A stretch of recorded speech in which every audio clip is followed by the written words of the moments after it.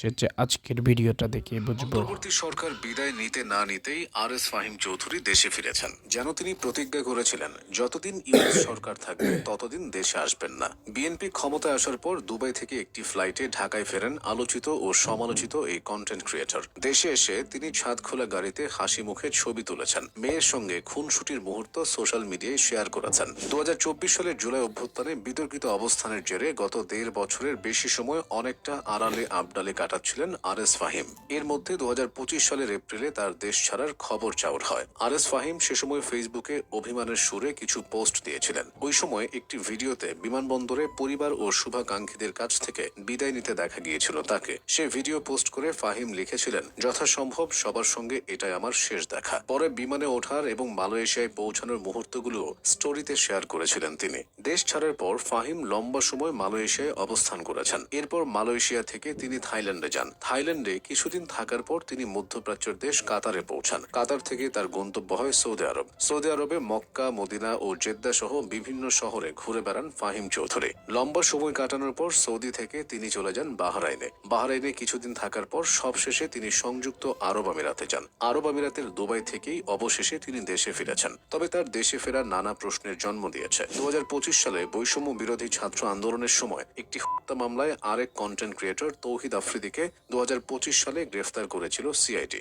এরপর আরএস ফাহিমকে নিয়েও নানা গুঞ্জন ডালপালা মেলতে থাকে। আওয়ামী লীগের সাথে সম্পৃক্ত থেকে কিশোর গ্যাং নিয়ন্ত্রণ সহ জুলাইয়ে ছাত্রদের বিরুদ্ধে অবস্থান নেওয়ার অভিযোগ উঠেছিল তার বিরুদ্ধে। তাই তাকে গ্রেফতারের দাবিতে সরব হয় নেটিজেনরা। মূলত ঢাকা 13 আসনের সাবেক এমপি জাহাঙ্গীর কবির নানক সহ আওয়ামী লীগ নেতাদের সাথে আরএস ফাহিমের একটা সম্পর্ক ছিল। তাদের সাথে ফাহিমের বেশ কিছু ছবিও ভাইরাল হয়েছিল সোশ্যাল মিডিয়ায়। এরপর জুলাই রেভলিউশনারি অ্যালায়েন্স নামক ফেসবুক পেজে একটি পোস্টে বিস্তারিত অভিযোগ তুলে ধরা হয়। সে পোস্টে দাবি করা হয়, নিজেকে বিপ্লবের পক্ষের দাবি করা এই ফাহিম বিগত সরকারের সবার সাথে ছিল আতাত। বলা হয়েছিল যাদের সাথে ফাহিম চলাফেরা করত সবাই মাফিয়া। আরো অভিযোগ করা হয়েছিল ছেলে পেলে নিয়ে শোডাউন দিয়ে নেতাদের খুশি করত ফাহিম। বসুন্ধরার আনভিরের জন্মদিনেও মোহাম্মদপুরের যুবলীগ নেতা রাজীবের সাথে শোডাউন দিয়েছিল সে। এর আগে 2024 সালের আগস্টে ফাহিমের একটি অডিও কল রেকর্ড ভাইরাল হয়, যেখানে শোনা যায় ফোনের অপর পাশে থাকা ব্যক্তির সঙ্গে ফোন আলাপে ফাহিম তার বড় ভাই ঢাকা উত্তর সিটি কর্পোরেশনের 33 নং ওয়ার্ডের সাবেক কাউন্সিলর তারেকুজ্জামান রাজীব শিক্ষার্থীদেরকে কিভাবে বাড়ির ছাদ থেকে গুলি করছে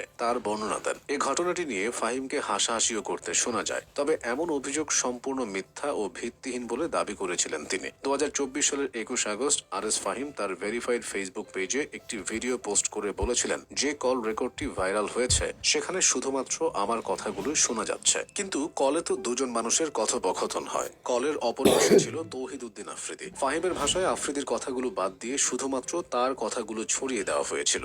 সাইকেল স্টান্ট এবং বাইক স্টান্ট দিয়ে পরিচিত হওয়া ফাহিম জনপ্রিয়তা পান ইউটিউবে এসে। ইউটিউবে তার পথ চলা শুরু হয় 2015 সালের দিকে। তবে শুরুর দিকে ইউটিউব ভিত্তিক কন্টেন্ট নিয়ে তেমন পরিকল্পনা ছিল না ফাহিমের। তখন শুধু নিজের চ্যানেলে স্টান্ট ভিডিও আপলোড করতেন তিনি। 2017 সালের পরে দর্শকদের থেকে ভালো সাড়া পাওয়ার পর তিনি ইউটিউবের জন্য নিয়মিত কন্টেন্ট তৈরি করতে থাকেন। সেখান থেকেই এতদূর। তবে জুলাই গণ অভ্যুত্থানে বিতর্কিত অবস্থানের ফলে আরএস ফাহিম আজ অনেকটাই কোণঠাসা।